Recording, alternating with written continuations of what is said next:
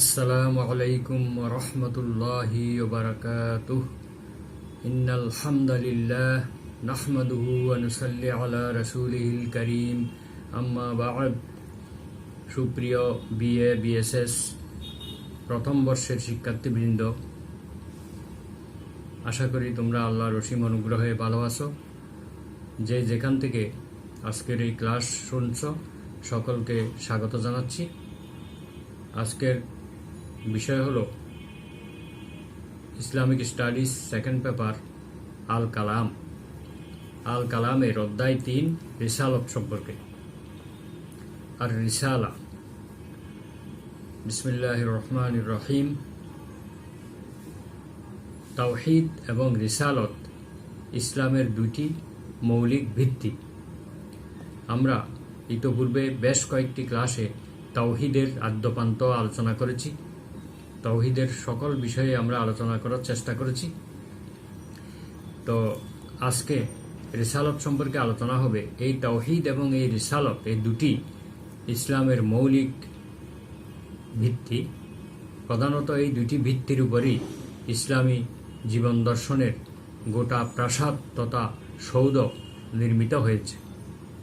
তাওহীদ ছাড়া যেমন ইসলামী জীবন দর্শনের কল্পনা করা যায় না, তেমনি রিসালত ছাড়া সেই দর্শন কোনো একটি আকৃতি বা অবয়ব লাভ করতে পারে না। মূলত তাওহীদ এবং রিসালত পরস্পর সম্পৃক্ত দুটি স্বতন্ত্র বিষয়। এর একটিকে বাদ দিয়ে অপরটির স্বরূপ অনুধাবন করা সম্ভবপর নয়। তবে আপেক্ষিকতার বিচারে রিসালতকে ইসলামী জীবন প্রাসাদের প্রধান গেট বা তোরণ হিসেবে গণ্য করা যায়। কারণ ইসলামী জীবন দর্শন হিসেবে যা কিছু বক্তব্য, যা কিছু আদেশ নির্দেশ এসেছে সবই রিসালতের মাধ্যমেই এসেছে। তাই রিসালতের মাধ্যমেই মানুষ জানতে পেরেছে আল্লাহর সম্পর্কে, ফেরেশতাদের সম্পর্কে, কিয়ামত, জান্নাত, জাহান্নাম, হিসাব নিকাশ বিস্তারিত বিষয়ে জানতে পেরেছে। রিসালতই মানুষকে দিয়েছে আল্লাহর সার্বভৌমত্ব ভিত্তিক এক নির্ভুল, সত্য, সুন্দর জীবন দর্শন। রিসালতের মাধ্যমে মানুষ জানতে পেরেছে ভালো মন্দ, ন্যায় অন্যায়, পাপ পুণ্যের সঠিক মাপকাঠি এবং কল্যাণকর জীবনের অনুপম দৃষ্টান্ত। রিসালত মানুষের প্রতি আল্লাহ তাআলার এক পরম অনুগ্রহ, এক মহা নেয়ামত। সুতরাং রিসালতে বিশ্বাস স্থাপন এবং রিসালতের আনুগত্য, অনুসরণ, অনুকরণ ইসলামে অপরিহার্য বিষয় হিসেবে বিবেচিত। রিসালতকে অস্বীকার করলে কোনোভাবেই সে আর মুসলিম থাকতে পারে না। মোট কথা, সমগ্র বিশ্ব প্রকৃতি তাওহীদের একটি উজ্জ্বল নিদর্শন। যেমন আসমান, জমিন, চন্দ্র, সূর্য, গ্রহ, নক্ষত্র, এইসব বিষয়ের উদয় অস্ত, আবহাওয়ার পরিবর্তন, উদ্ভিদ এবং প্রাণী জগতের বৈচিত্র্য, মানুষের মুখের ভাষা এবং বর্ণের বৈচিত্র্য এবং এই বিস্তৃতি, আল্লাহর এই জীবজগতের বিস্তৃতি, এগুলি আল্লাহ তাআলার একত্ববাদের একটি গুরুত্বপূর্ণ নিদর্শন। বিশ্বের সব কিছুই যে এক আল্লাহর নিয়ম মেনে চলছে তা পবিত্র কোরআনে সুস্পষ্টভাবে আল্লাহ তাআলা বিভিন্ন আয়াতে ঘোষণা করেছেন।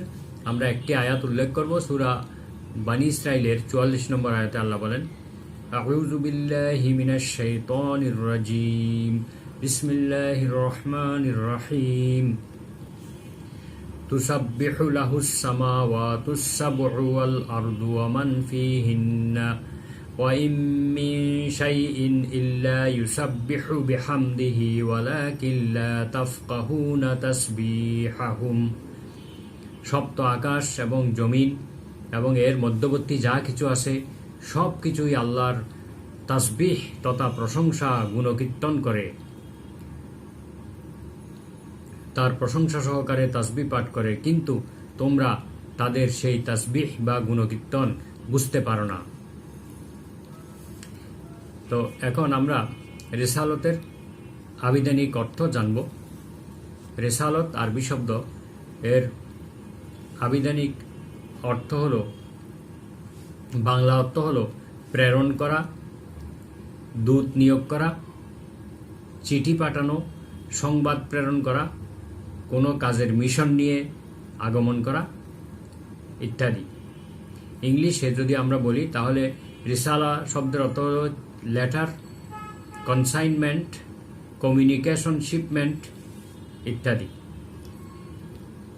আরবিতে আল মুজামুল ওয়াসিত নামক একটি অভিধান গ্রন্থে বলা হয়েছে, রিসালত শব্দের অর্থ বর্ণনা করা হয়েছে এভাবে: কিতাবুন ইয়াস্তামিলু আলা কালিলিম মিনাল মাসাইল।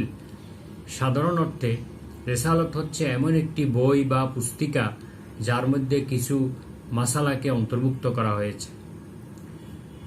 আরেকটি অর্থ বর্ণনা করা হয়েছে এভাবে: রিসালাতুর রাসূলি মা আমারা বিতাবলীগিহি মিনাল্লাহ। রাসূলের রিসালত হচ্ছে আল্লাহর নির্দেশনার প্রচার করা। অপর একটি অর্থে বলা হয়েছে আর রিসালাতু দাওয়াতুন নাসি ইলা মা আওহা ইলাইহি।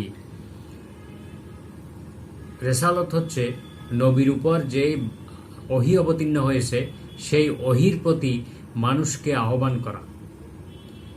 মুফতি আমিমুল এহসান মুজাদ্দিদি বরকতি রহমাহুল্লাহ বলেন, আর রিসালাতু হিয়া সাহিফাতু ইয়াকুনু ফিহাল হুকমু। রিসালত হচ্ছে এমন একটি সহিফা বা এমন একটি পুস্তক যার মধ্যে বিধিবিধান সম্বলিত রয়েছে। তাহলে আমরা রিসালতের বেশ কিছু অর্থ জানলাম। মোট কথা, রিসালত শব্দের অর্থ হলো বাংলায় আমরা মনে রাখবো প্রেরণ করা, দূত প্রেরণ করা, মেসেজ পাঠানো, চিঠি পাঠানো, সংবাদ দেওয়া, অর্থাৎ অদৃশ্যের সংবাদ দেওয়া, মহান আল্লাহর আসমানি খবর দেওয়ার জন্য যাকে পাঠানো হয় তাকে, এই পাঠানোকে রিসালত বলা হয়। আর যাকে পাঠানো হয়েছে তাকে রাসূল বলা হয়, অপর অর্থে নবীও বলা হয়। তো এখন আমরা রিসালতের পারিভাষিক অর্থ, অর্থাৎ ইসলামিক শরীয়তের পরিভাষায় রিসালত কাকে বলে আমরা জানব। আল্লামা নাসাফি রহিমাহুল্লাহ বলেন, রিসালত হচ্ছে হিয়া সাফারাতুন লিআবদিন বাইনাল্লাহি ওয়া বাইনা যাবিল আলবাবি মিন খলিকাতিহি। রিসালত হচ্ছে আল্লাহ তাআলা এবং তার সৃষ্টিকুলের মধ্যে জ্ঞানীদের সাথে কোনো মাধ্যমে যোগাযোগ স্থাপন করা। সৃষ্টিকুলের মধ্যে যারা জ্ঞান রাখে, জ্ঞানী বলতে ওইসব লোকদের বোঝানো হয়েছে যারা মহান সৃষ্টিকর্তা সম্পর্কে চিন্তা করে, নিজের সম্পর্কে চিন্তা করে, নিজের পরিণতি সম্পর্কে চিন্তা করে, তাদেরকে জ্ঞানী বলা হয়। আসলে কোনো বিষয়ভিত্তিক মস্ত বড় জ্ঞানীকে প্রকৃত অর্থে জ্ঞানী বলা হয় না। জ্ঞানী বলা হয় যে আল্লাহকে চেনে, মহান আল্লাহ তাআলার নিদর্শন নিয়ে যিনি চিন্তা করেন। তো এই জন্য বলা হয়েছে যে জ্ঞানীদের সাথে যোগাযোগ করার মাধ্যম। নবী রাসূলগণ সবার সঙ্গে যোগাযোগ করে, কিন্তু কাজ হয় জ্ঞানীদের ক্ষেত্রে, আর বাকিরা নবী রাসূলদের বিরোধিতা করে।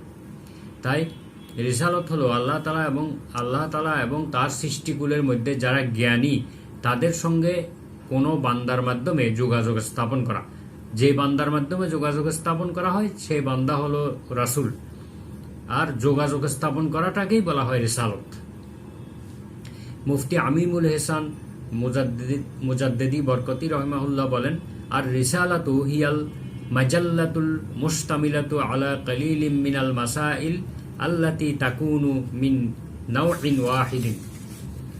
রিসালত হচ্ছে এমন একটি পত্র বা এমন একটি পত্রিকা যার মধ্যে এক শ্রেণীর স্বল্প সংখ্যক মাসালার সন্নিবেশ ঘটে, একই শ্রেণীর বেশ কিছু মাসালা বা বেশ কিছু বিষয়ের সন্নিবেশন ঘটে। আল মুনজিদ নামক আরবি একটি অভিধান গ্রন্থে বলা হয়েছে, হিয়া দাওয়াতু রাসূলিল্লাহি লিন-নাসি ইলা মা আওহা ইলাইহি। রাসূলের মাধ্যমে আল্লাহ তাআলা প্রদত্ত প্রত্যাদেশ মানুষের কাছে পৌঁছে দেওয়াকে রিসালত বলা হয়। ইমাম তাহাবী রাহিমাহুল্লাহ বলেন, ইন্নার রিসালাতা হিয়া আন ইয়াজআলাল্লাহু মিন ইবাদিহিল মুখলাসিন ইবাদিহিল মুখলাসিন আস-সালিহিন নবিয়ান সুম্মা নাব্বাহু বিখাবারিস সামাই সুম্মা আমারাহু আন ইয়াবলুগা গায়রাহ। আল্লাহ তাআলা তার নিষ্ঠাবান বান্দাদের থেকে কাউকে নবী হিসেবে মনোনীত করে, তারপর তাকে আসমানি সংবাদ প্রেরণ করে অন্যদের নিকট তা পৌঁছানোর দায়িত্ব দেওয়া হয়। অন্যদের নিকটে পৌঁছানোকেই রিসালত বলা হয়। ইমাম রাগিব ইসফাহানি রহিমাহুল্লাহ বলেন, আর রিসালাতু হিয়া আন ইয়াবআসাল্লাহুর রাসূলা বিশারইন ইয়ামালু বিহি ওয়া ইউবাল্লিগুহু। আল্লাহ তাআলা কর্তৃক এমন শরীয়ত সহকারে কোনো একজন দূতকে প্রেরণ করা যা তিনি নিজেও পালন করেন এবং অন্যের কাছে প্রচার করেন, অন্যের কাছে পৌঁছান। অর্থাৎ নবী বা রসুল যিনি হবেন তিনি আল্লাহ তাআলার সেই শরীয়ত নিজেও পালন করবেন, নিজে দৃষ্টান্ত হবেন অন্যের কাছে এবং অন্যের কাছে তা প্রচার করবেন, পৌঁছে দেবেন। তাহলে আমরা বেশ কয়েকটি সংজ্ঞা জানতে পারলাম এবং রিসালতের শাব্দিক অর্থ জানতে পারলাম। মোট কথা আমাদের সহজ ভাষায় যেটা বলি যে রাসূল হলো আল্লাহ তাআলা যাকে একটি পূর্ণাঙ্গ শরীয়ত দিয়ে অর্থাৎ ইসলামী জীবন বিধান দিয়ে প্রেরণ করেছেন এবং সেই শরীয়ত মোতাবেক তিনি নিজেও আমল করবেন এবং অন্যদেরকেও আমল করার জন্য দাওয়াত দিবেন, অন্যদের কাছে এই শরীয়তের বিধিবিধান পৌঁছে দেবেন। এটাকে বলা হয়, এই দায়িত্বকে বলা হয় রিসালত। আবার কেউ কেউ বলেছেন আল্লাহ তাআলার পক্ষ থেকে পৃথিবীর মানুষের কাছে তার বার্তা বা হেদায়েতের আদেশ নিষেধ পৌঁছিয়ে দেওয়ার মাধ্যমকে রিসালত বলা হয়। তাহলে এই রাসূল মানুষের মধ্য থেকেও হতে পারে, ফেরেশতাদের মধ্য থেকেও হতে পারে। আল্লাহ তাআলার পক্ষ থেকে বিশ্ববাসীর বিবেক বুদ্ধি সম্পন্ন জীব বা বিবেক বুদ্ধি সম্পন্ন জীবের নিকট বার্তা বা হেদায়েত পৌঁছে দেওয়ার মাধ্যমকে রিসালত বা নবুয়ত বলে। আর এই কার্য সম্পাদনে নিয়োজিত মনোনীত মানুষ রসুল বা ফেরেশতা রসুল হিসেবে বা নবী হিসেবে অভিহিত হন। আল্লাহ তাআলা একটি আয়াতের মাধ্যমে আমরা এটা বুঝতে পারি যে সূরা হজের ৭৫ নম্বর আয়াতে আল্লাহ বলেন, আল্লাহু ইয়াস্তাফি মিনাল মালাইকাতি রুসুলাও ওয়া মিনান নাস। আল্লাহ তাআলা ফেরেশতা এবং মানুষের মধ্য থেকে রাসূল মনোনীত করে থাকেন। রাসূল মনোনয়নের মাধ্যমে হয়, রাসূল সিলেকশনের মাধ্যমে হয়, আর এই সিলেকশনটা আল্লাহই করেন। রাসূল কখনো ইলেকশনের মাধ্যমে হন না। দুনিয়ার মানুষরা কোনো রাসূল নির্বাচিত করতে পারেন না, এটা আল্লাহর পক্ষ থেকে হয়। আল্লাহ তাআলা যাকে তার বান্দাগণের মধ্যে যিনি নিষ্ঠাবান, যাকে তিনি রিসালতের দায়িত্বের উপযুক্ত মনে করেন, তাকে তিনি রাসূল বা নবী হিসেবে মনোনীত করেন। তো এই রিসালতটি দুইটি পর্বে এটি অনুষ্ঠিত হয়। প্রথম অংশে কার্য সম্পাদন করেন একজন ফেরেশতা, অর্থাৎ আল্লাহ তাআলার নিকট থেকে ফেরেশতা ওহী গ্রহণ করে তা দ্বিতীয়াংশে দায়িত্বে নিয়োজিত মানুষ রাসূলের কাছে পৌঁছে দেন।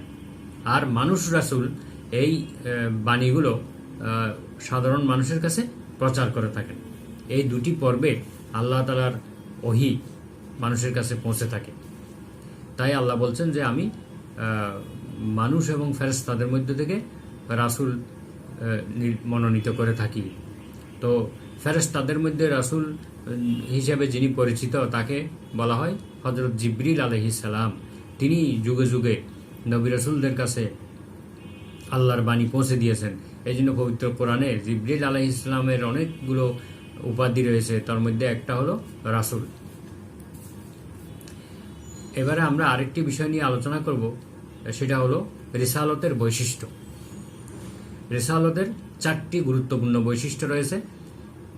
তো প্রথম বৈশিষ্ট্য হলো, অর্থাৎ যেই জিনিসগুলো দ্বারা বোঝা যাবে যে উনি একজন রাসূল বা নবী, সেই রকম 4টি বৈশিষ্ট্য। প্রথম বৈশিষ্ট্য হলো নবুয়ত এবং রিসালত এটি আল্লাহ তাআলার মনোনয়নের মাধ্যমে হয়। এটি বংশানুক্রমিকভাবে বণ্টিত কোনো বিষয় নয়। যেমন পৃথিবীতে বাদশার ছেলে বাদশাহ হন, রাজার ছেলে রাজা হন, এরকম সিস্টেম নবুয়ত বা রিসালতের ক্ষেত্রে কখনো সম্ভব নয়। হ্যাঁ, আল্লাহ তাআলা কোনো কোনো নবীর ছেলেকে নবী বানিয়েছেন, রাসূলের ছেলেকে রাসূল বা নবী বানিয়েছেন, কিন্তু এটি হলো আল্লাহর সিলেকশনের মাধ্যমে হয়েছে। আল্লাহ তাআলা যেই নবীর ছেলেকে উপযুক্ত মনে করেছেন তাকে নবুয়ত দিয়েছেন। যেমন ইব্রাহিম আলাইহিস সালামের ছেলে ইসহাক, ইয়াকুব আলাইহিস সালাম নবী ছিলেন। মুসা আলাইহিস সালামের ভাই হারুন আলাইহিস সালাম একই সঙ্গে নবুয়তের দায়িত্ব পালন করেছিলেন। তো এটি হলো আল্লাহ তাআলার মনোনয়ন। সব নবীর ছেলেদেরকে তিনি কিন্তু রসুল বা নবী করেননি। অর্থাৎ এটা বংশানুক্রমিক মর্যাদার কোনো বিষয় নয়, বরং এটি উত্তরাধিকার সূত্রেও এটা পাওয়া যায় না। এটি উত্তরাধিকার সম্পদ, যেমন মানুষ মারা গেলে তার উত্তরাধিকারীগণ বন্টন করে নেন, এটি এমন বিষয় নয়। এটি সম্পূর্ণরূপে আল্লাহ তাআলার সিলেকশন বা মনোনয়নের মাধ্যমে হয়ে থাকে। এটি হলো প্রথম বৈশিষ্ট্য। এই ব্যাপারে পবিত্র কোরআনে আল্লাহ বলেন সূরা দোখানের 32 নম্বর আয়াতে, ওয়ালাকাদ ইখতারনাহুম আলা ইলমিন আলাল আলামিন।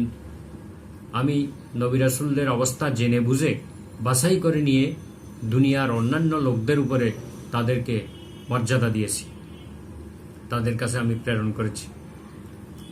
তাহলে প্রথম বৈশিষ্ট্য হলো নবুয়ত এবং রিসালত বংশানুক্রমিকভাবে সংগঠিত হয় না, বরং এটি উত্তরাধিকার সূত্রেও পাওয়া যায় না, এটি আল্লাহ তাআলার মনোনয়নের মাধ্যমে হয়ে থাকে। দ্বিতীয় বৈশিষ্ট্য হলো নবুয়ত এবং রিসালত পাওয়ার যোগ্যতার মাপকাঠি হলো ঈমান। ঈমানদার ব্যক্তিকে আল্লাহ তাআলা নবুয়ত এবং রিসালতের জন্য মনোনীত করে থাকেন। সুতরাং বলা যায় কোনো কাফির এবং অবিশ্বাসী আল্লাহদ্রোহী ব্যক্তিকে কখনো নবুয়ত এবং রিসালতের মর্যাদা দেয়া হয়নি। ফেরাউন আল্লাহদ্রোহিতায় লিপ্ত ছিল, তাকে আল্লাহ তাআলা মিশরের রাজত্ব দিয়েছিলেন বটে, কিন্তু তাকে নবুয়ত বা রিসালত দেননি। অপরদিকে মুসা আলাইহিস সালাম ঈমানদার ছিলেন, নিষ্ঠাবান বান্দা ছিলেন, তাই তার ঈমান এবং বিশ্বাসের কারণে তাকে দেয়া হয়েছিল রিসালত বা নবুয়ত। এই মর্যাদায় তাকে ভূষিত করা হয়েছিল। এই ব্যাপারে পবিত্র কোরআনের সূরা যুখরুফের 51 এবং 52 নম্বর আয়াতে একটি বিষয়ে আল্লাহ উল্লেখ করেছেন। ফেরাউন তার জনগণকে যা বলেছিল মুসা আলাইহিস সালাম সম্পর্কে, সেই ব্যাপারে আল্লাহ বললেন, ইয়া কওমি আলাইসা লি মুলকু মিসরা ওয়া হাযিহিল আনহারু তাজরি মিন তাহতি আফালা তুবসিরুন আম আনা খায়রুম মিন হাযাল্লাযী হুয়া মাহিন ওয়ালা ইয়াকাদু ইউবিন। ফেরাউন বলল, হে আমার জনগণ, আমার জন্য কি মিশরের বাদশাহী নির্দিষ্ট নয়? আর এই খাল নদী কি আমারই অধীনে প্রবাহিত হচ্ছে না? তোমরা কি তা দেখতে পাও না? আমি কি অতি ভালো মানুষ নই? ওই ব্যক্তি অপেক্ষা যেই হীন এবং নীচ, যে নিজের কথাটিও সুস্পষ্ট করে বলতে পারে না। এ আয়াতে ফেরাউন নিজের বাদশাহী এবং নিজের শ্রেষ্ঠত্বের ঘোষণা দিচ্ছেন এবং সে মুসা আলাইহিস সালামকে হীন এবং নীচ বলে সম্বোধন করেছেন এবং মুসা আলাইহিস সালামের একটি ত্রুটি তুলে ধরেছেন, সেটা হলো তিনি সুস্পষ্টভাবে কথা বলতে পারেন না। আমরা সকলেই অবগত আছি মুসা আলাইহিস সালামের শিশুকালের একটি দুর্ঘটনার কারণে তিনি সুস্পষ্টভাবে কথাগুলো বুঝিয়ে বলতে পারতেন না। এই জন্য আল্লাহ তাআলা স্পষ্টভাষী তার ভাইকেও তার সঙ্গে নবুয়ত দিয়েছিলেন, হারুন আলাইহিস সালামকে। এটা আমরা ভালোভাবে জানি। এই ত্রুটিটা এটা দুনিয়ার সৃষ্ট, দুনিয়ার একটি দুর্ঘটনার কারণে হয়েছিল, তাই এইটা ফেরাউন তুলে ধরেছে।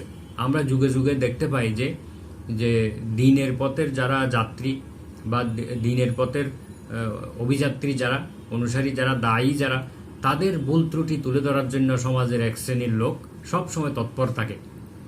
আলেমদের দোষ ত্রুটি তুলে ধরা, আলেমদের কোনখানে পান থেকে চুন কষলে সেটাকে বড় করে দেখানো, তিলকে তাল করা, অতিরঞ্জন ঘটানো, এগুলি আমাদের সমাজের একটি ব্যাধিতে পরিণত হয়েছে। সুতরাং এইসব কাজ থেকে আমাদেরকে বিরত থাকতে হবে।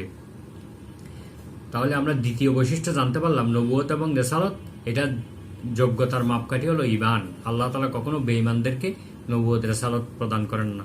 3 নম্বর বৈশিষ্ট্য হলো রিসালত এবং নবুয়ত কেবলমাত্র পুরুষদের জন্য নির্ধারিত। স্ত্রী লোকেরা এই দায়িত্ব পালনে দুর্বল এবং প্রকৃতিগতভাবেই অবলা বলে এত গুরুত্বপূর্ণ মহান দায়িত্ব তাদেরকে কখনো দেয়া হয়নি। আল্লাহ তাআলা এই ব্যাপারে বলেন সূরা ইউসুফের 109 নম্বর আয়াতে, ওয়ামা আরসালনা মিন ক্বাবলিকা ইল্লা রিজালান নূহি ইলাইহিম মিন আহলিল কুরা। হে মুহাম্মদ সাল্লাল্লাহু আলাইহি ওয়াসাল্লাম, আপনার পূর্বে আমরা যেই সকল রাসূল প্রেরণ করেছি তারা সবাই ছিলেন পুরুষ, তাদের প্রতি আমরা ওহী পাঠাতাম, তারা জনপদের অধিবাসী ছিলেন। অর্থাৎ এই আয়াত দ্বারা প্রমাণিত হয় যত নবী রাসূল পৃথিবীতে এসেছেন তারা সবাই পুরুষ ছিলেন।